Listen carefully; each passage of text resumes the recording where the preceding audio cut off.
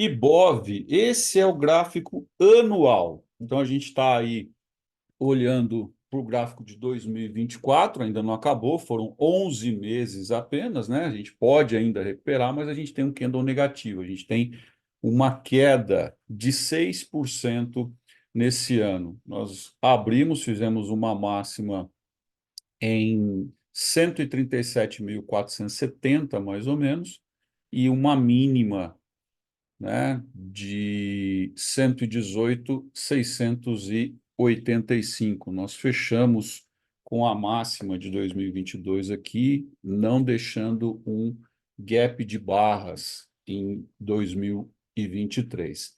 Olhando agora para o mensal, a gente começou o ano aqui, ó, né? A gente tinha feito um rally em novembro, em dezembro de 23, começa janeiro já tomando uma pancada aqui, a abertura já desceu, nós fizemos um pullback, esse pullback encontrou um gap de barra aqui, ele fechou um desequilíbrio, né? Ele fechou um imbalance e foi atacar a máxima, fez um sweep de liquidez, ele fez um rompimento da máxima histórica no rally de agosto, e agora nós temos 3 meses de queda. Essa queda de 3 meses representa mais ou menos 7, 8% de queda em relação ao rally que nós tivemos em agosto, que começou ali, né, em junho, julho e agosto, quando fechou esse gap. O problema é que o rompimento não foi tão contundente, né, e a gente vive uma expectativa de ajuste fiscal que tem piorado a relação entre investidor e renda variável. Isso complica um pouco. Nós não temos uma segurança fiscal, a gente tem o arcabouço, mas o arcabouço depende de receita e controle, principalmente das despesas, o que realmente nós vimos na semana passada está um pouco complicado de se estabelecer. Olhando para o gráfico semanal e aí colocando os estudos, fica claro que a gente está num canal de baixa, né? Depois que nós fizemos o rompimento do topo histórico, a gente tem uma estrutura de alta vigente e a gente tem um canal de baixa que está fazendo a mitigação desse, dessa estrutura primária. O que é uma mitigação? É um pullback, né? A gente ainda não tem um teste de topo com o rompimento da mínima anterior para dizer que a força de compra, a força positiva, ela tem invertido. Eu não acredito que ainda a gente tenha invertido a força da estrutura primária. A estrutura primária, ela ainda é provável, né, que esse topo seja testado e numa eventual falha de topo, quando você tiver a recuperação.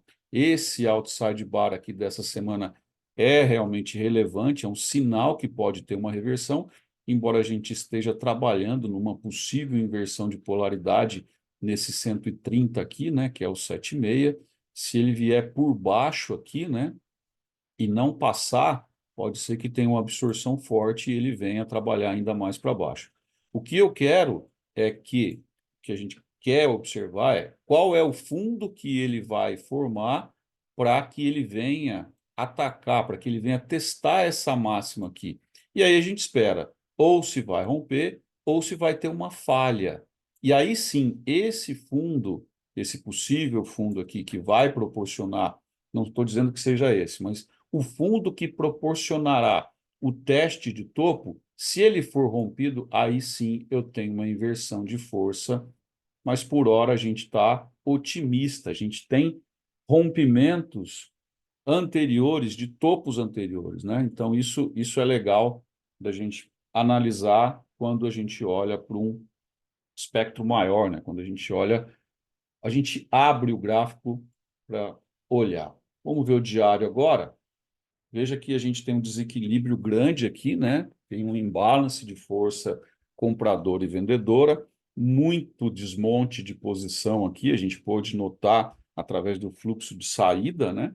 Ele perdeu até um suporte que nós desenhamos aqui,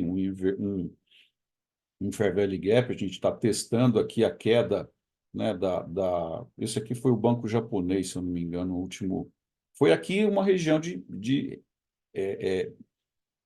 entrada de comprador. Teve uma reação de comprador nessa região. Vamos ver se isso acontece.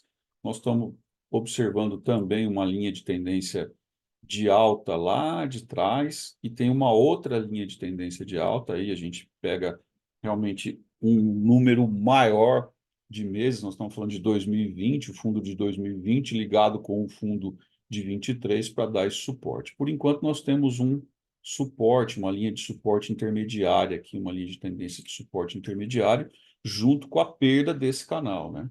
Então, pode ser que ele venha testar realmente esse 7,6 por baixo, mas de qualquer maneira é um trade interessante, 2, 3%, 2,8%, 3% que pode acontecer o repique. Por enquanto, no ponto semanal e mensal, nós temos força ainda compradora. No curto prazo, a gente tem tendência de baixa, força vendedora instituída. Vale a pena aí você pensar no que fazer em relação à posição para 2025 ou posições curtas de cunho especulativo. Tá ok?